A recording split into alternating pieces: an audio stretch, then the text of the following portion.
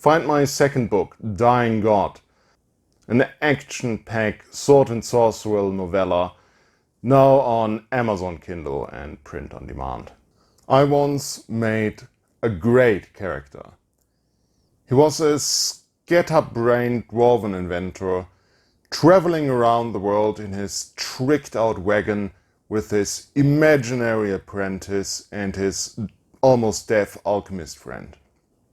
And while that character was fun and blast to play, it became clear after the first session that the character was impossible to play as an adventurer. I had made an NPC. What I learned from that character was that I should always keep in mind what the character is supposed to do in the game when making the character, and that making NPCs is actually more fun than making player characters, because you don't have to limit your imagination to make sure that the character plays well with the group. So let's talk about what makes an NPC great, and then we try to streamline the process of making great NPCs. Let me start with an example. One NPC I remember from a game long ago was an ally to the party, a high-level fighter who was fighting with two swords and became a mentor to one of the party members. But that is not what I remember him for. He was called the Tower, and he was called that because once he planted his feet somewhere on the battlefield, he would not move anymore. He would just plant his feet, swords in hand, and then come at me if you think you're hard enough. And like waves of enemies would break against him like the ocean on a rock. I don't remember that NPC because he was powerful, or because he was fighting with two swords, because he was a mentor to one of the party. That might have helped. But mostly I remember him because of his stupid gimmick of not moving around in combat. So, first thing to take away from this is that you should give your NPCs something to make them unique. Doesn't need to be super special either. Could be something like a funny accent. Could be something like dressing in elaborate clothes. Could be that they are the only elf in a town of dwarves. Could be that they are a halfling who owns a dog that is bigger than they are. Now give the NPCs a place in the world. That could literally be where they are found, but also their occupation and where they are living. This will tell you a few things about the NPC, like from this you will know what skills the NPC might possess, what information they could give to the party, and what other NPCs they might know. So this could be a shopkeeper who knows his way around adventuring equipment, and he owns a shop selling adventuring equipment, and he knows every craftsman in town who is making or can make adventuring equipment, and maybe he's in the merchant guild, maybe he's even the guild master of the merchant guild. You can plan what role the NPC is supposed to play in the adventure and the story, but I usually don't bother. If an NPC becomes an ally, a friend, or an enemy of the party, if they only meet him once, if ever, if it becomes a recurring character, or if it becomes a permanent attachment to the group, it all depends on how your players react to the NPC, and there's not much you can do about that. So, rather than that, I give my NPCs a motivation and a secret.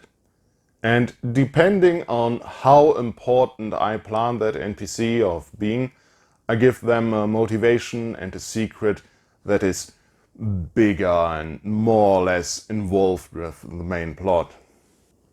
So that merchant from before, maybe his motivation is to gain power and prestige within the merchant's guild. Maybe he wants to become the guild master. He's not yet the guild master.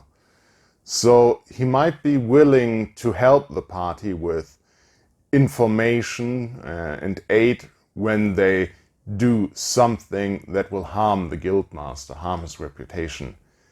Maybe he will even hire the party to bring him this information on the guild master that might harm him. And this merchant's secret could be that he didn't gain his wealth legitimately.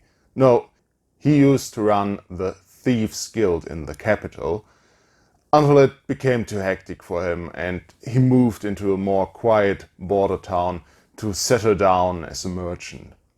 Now, for one thing, the secret is good information to pressure the NPC to do something. It gives him more flavor because now we know something about his background and what his capabilities might be. He is actually a shady, maybe ruthless bastard. It gives him more connections to the world, more NPCs he might know. And there might even be a plot hook in there when his past inevitably catches up with him. Lastly, give the NPC some stats. That depends greatly on the game you're running, and most NPCs don't need any stats at all. So just give them however much you need to run the game. Maybe some attributes, some skills. Maybe they are a very important NPC and then you might want to give them the full array of stats. Now, an interesting approach for the use of NPCs I got from the Invisible Sun RPG. So once you come up with appearance, unique trait, motivation, secret and skills, instead of using this all married to each other, you keep it separate, ready to mix and mash them together however you need them. Now, if you do the same thing with your locations, you suddenly gain an incredible flexibility to react to whatever your players are doing. They suddenly want to go in the swamp and search for a witch. Take that old halfling lady with the dog that is bigger than herself. Put her in the swamp as a witch. I'll give her the motivation of passing her craft on to an apprentice and the secret that she gained her powers from a pact with the devil.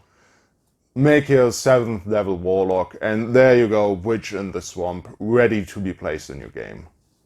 Now let's try to streamline the process. We start with picking a name for the NPC.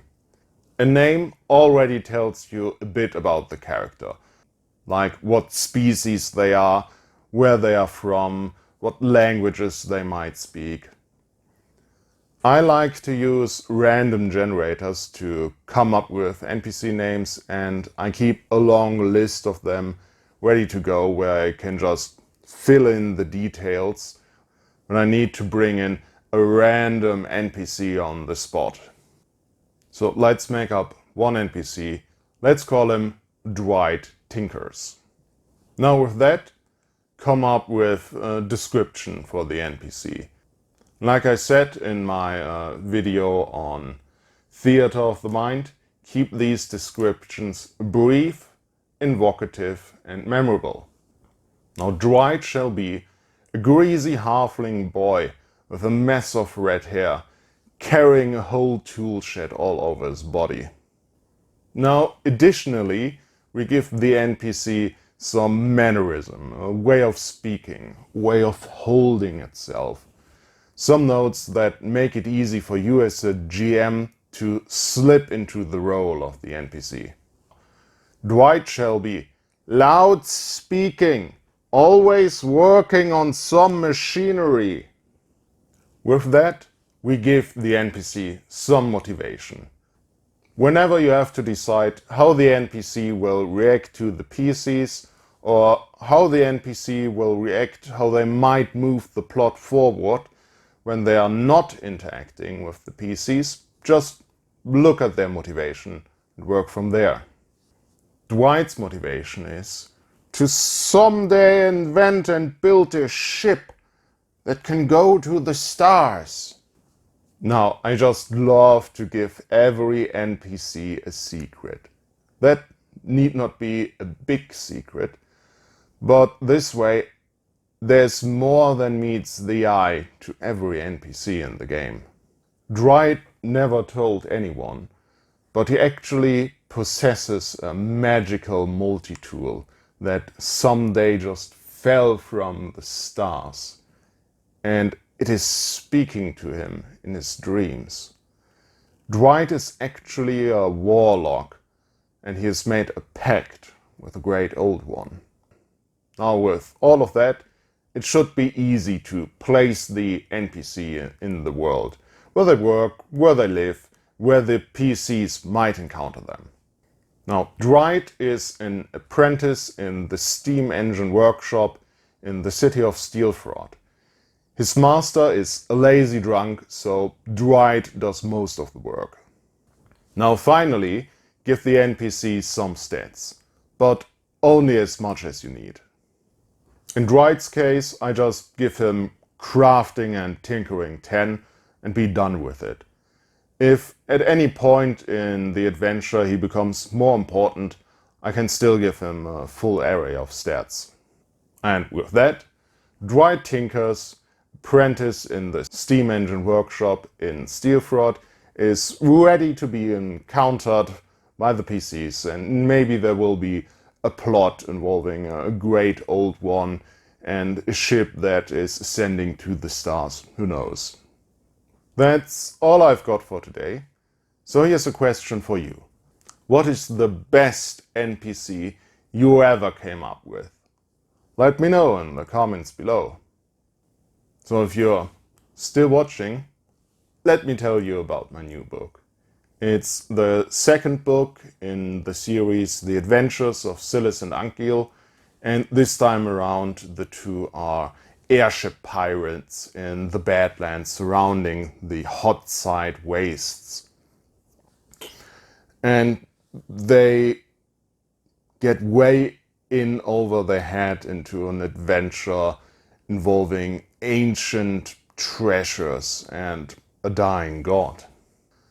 Now, I didn't write this in the 2 months, I think, since I published the last volume. I actually wrote 3 books in the series last year, and only this year I'm getting around to edit and publish them. And I will publish them in short order, like 1 every month, in the hopes that each new volume in the series will help promote the last ones and give like a synergy effect. At least that's the theory behind it. So if you like sword and sorcery, airship pirates, I fucking love airship pirates. Airship pirates are one of the coolest things I can imagine. Might be silly like that. Anyway, if you like any of that, or you just want to support my creative work and the channel, there's a link in the description down below where you can pick up the book. Thanks for watching, and goodbye.